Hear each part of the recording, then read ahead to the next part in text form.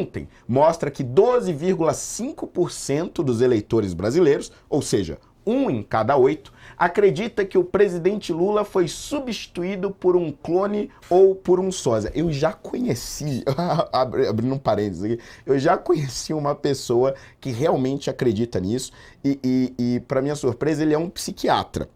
E reforçou a ideia de que alguns psiquiatras realmente não batem muito bem, mas essa é uma outra história. A crença é fundamentada por vídeos e memes que circulam nas redes sociais, apontando supostas diferenças entre o atual presidente e o Lula original. Pode ser que seja só o tempo mesmo, né, gente? A teoria conspiratória foi considerada falsa por 59% dos entrevistados e 28,5% não responderam ou disseram não saber sobre o assunto. Entre os eleitores de Flávio Bolsonaro, 1 em cada 5 acredita que o ocupante do cargo de presidente não é o verdadeiro Lula.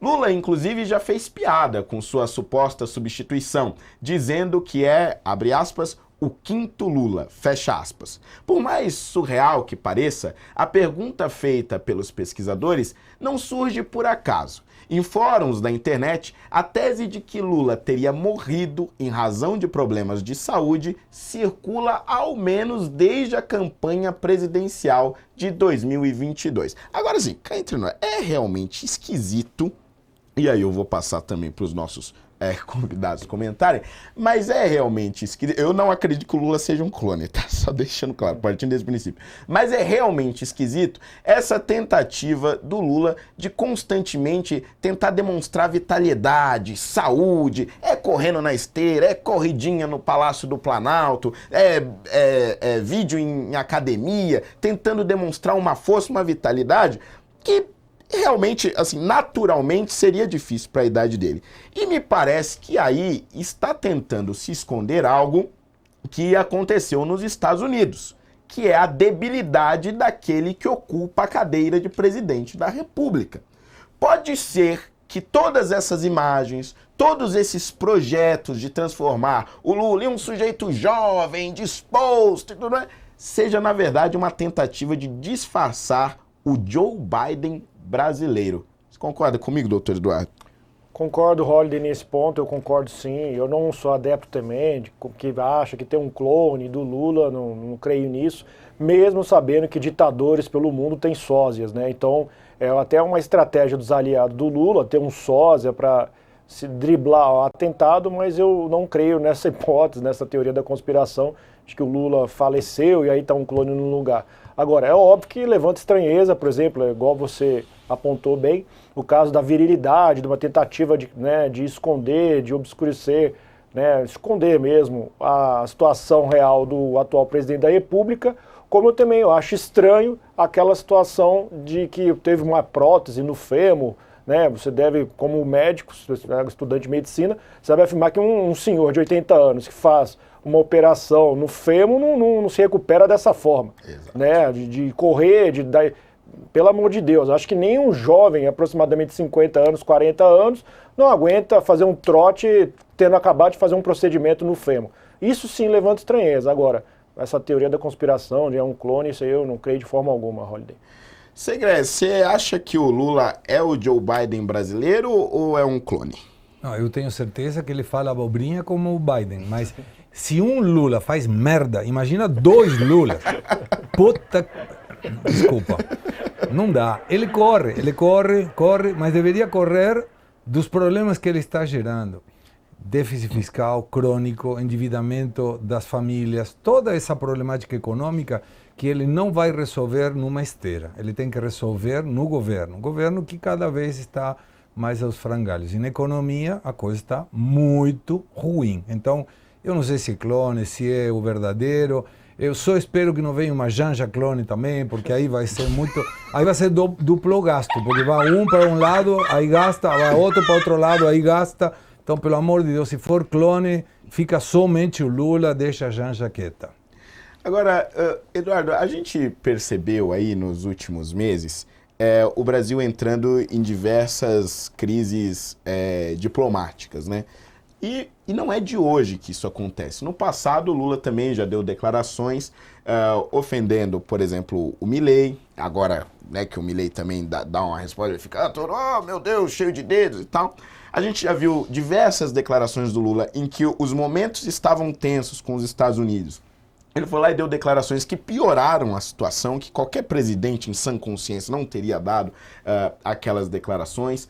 A gente vê a todo instante ele dando declarações e a imprensa tentando corrigir. Quer dizer, tem aquele discurso famoso dele em que ele fala de uma peça de propaganda do governo, que ele diz, mas aí tinha lá um sujeito sem dente ainda por cima preto. Quer dizer, coisas assim que se o Bolsonaro dissesse, era para mais de 100 anos de cadeia de novo. Isso não é uma demonstração também de que ele está perdendo o juízo? Se é que teve algum dia. Sim, pode ser, Holiday, mas o ponto central é esse, que a gente fica em dúvida porque não sabe se ele já teve juízo algum dia. Né? Então você não sabe se ele está senil ou se ele está, né, sã das suas faculdades mentais. Até porque, óbvio, com esse tipo de declaração, igual aquela do corintiano, exceto o corintiano que pode bater na esposa, né? São mais umas declarações, entre outras. Né? Mas o ponto central é que eu vejo sim, e aí há uma intencionalidade, né?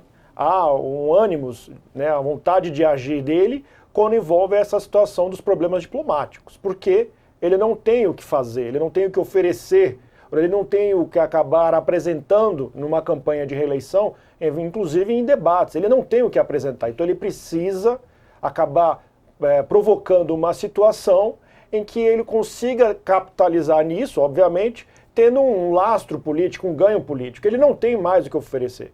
E aí, onde que entra a intencionalidade dele nisso que não seja um exemplo de senilidade por parte dele? Quando se tem toda uma regência, um orquestramento da campanha dele, de Brasil Soberano, ou o Brasil Soberano do BNDES, ou Somos Todos Brasileiros, né? Nós amamos o Brasil, que eles fizeram uma campanha no ano passado com um bonezinho azul, todos devem se lembrar disso, até o esquerdista usando camiseta de seleção brasileira nós vimos. Então, este ponto eu acho que não, isso ele está fazendo com consciência, tanto desgaste com a Argentina, tanto esse impasse, teve o navio iraniano atracado no Brasil, o avião russo sancionado que pousou em Brasília, nós tivemos recentemente o assessor do Vladimir Putin também no Brasil para estreitar segurança marítima, a cooperação naval. Então, ele faz de propósito, negou o visto para os observadores do Departamento de Estado dos Estados Unidos.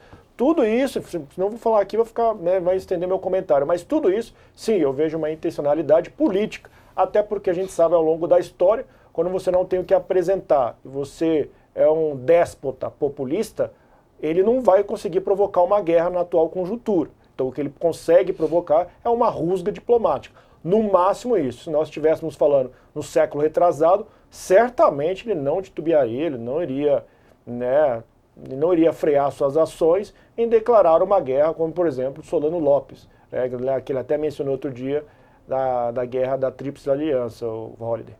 E, Segré, você que é o mais recente argentino brasileiro, né? Agora também um cidadão brasileiro, a gente viu... Muito bom. A gente viu recentemente toda essa rusga, né, envolvendo Brasil e Argentina no campo diplomático, e eu considerei muito madura, né, o posicionamento do governo argentino ao não rebaixar as relações diplomáticas com o Brasil, né, e deixando o Brasil como a criança mimada no parque. Ai, eu me levei aqui me xingando, ai, vem aqui me xingando. E aí o sujeito, ao invés de tratar isso politicamente, né, de pessoa física para pessoa física, ele vai lá e envolve todo o governo brasileiro e transforma isso numa posição institucional. Ao meu ver, também mais um sinal de debilidade, porque isso não faz sentido do ponto de raciocínio lógico, porque ele joga o Brasil inteiro em uma briga em que é só dele e é uma briga política, estritamente política, entre dois líderes, e que já aconteceu antes e que não gerou essa rusga toda.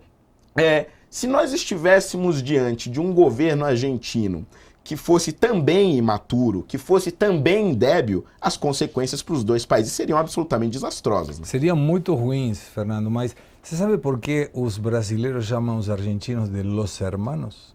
Por quê? Porque os amigos a gente escolhe. E Argentina e Brasil não tem como ficar separados. Não tem como ficar separados. A gente é um vizinho do outro.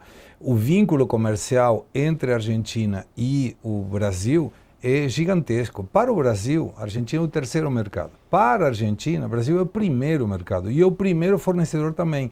E você nunca pode, nas relações diplomáticas, brigar com quem te compra ou com quem te financia. Estados Unidos, China, no caso, que seriam os conceitos do Brasil. Depois que o Lula fala, sabe, nunca na história deste país, o que vem atrás dessa frase é baboseira.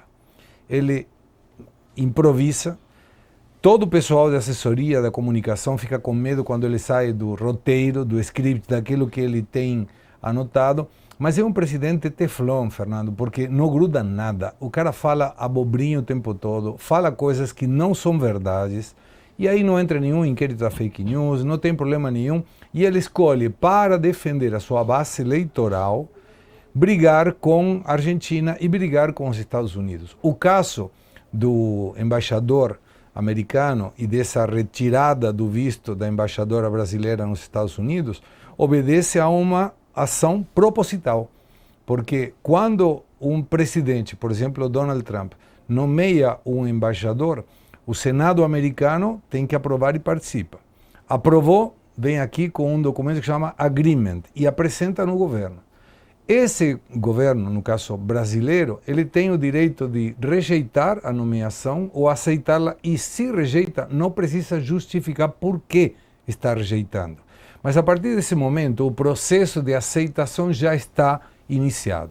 Depois vem a apresentação de credenciais, que é uma reunião do embaixador com o presidente Lula, nesse caso, e a partir desse momento ele assume a embaixada do país que fosse. A Argentina já foi negligenciada na época em que Daniel Raimondi veio como embaixador argentino e ele teve aceitação do agreement, mas demorou muito para o presidente Lula aceitar. E ele aceitou essas credenciais numa reunião com muitos embaixadores, sendo que foi a primeira vez que o Brasil não recepciona o embaixador argentino pura e exclusivamente ele. No caso dos Estados Unidos era a mesma coisa. Se o governo brasileiro tivesse aceito o agreement, mesmo que não tivesse a reunião de credenciais, não teria nenhum conflito político e muito menos diplomático. Mas ele faz de propósito. Ele quer brigar para aquela narrativa idiota de soberania, ninguém vai invadir e coisas que pessoas que não têm muito conhecimento, muitos deles são eleitores raiz, e isso não é pejorativo, pessoas que são ignorantes é porque ignoram sobre algum assunto.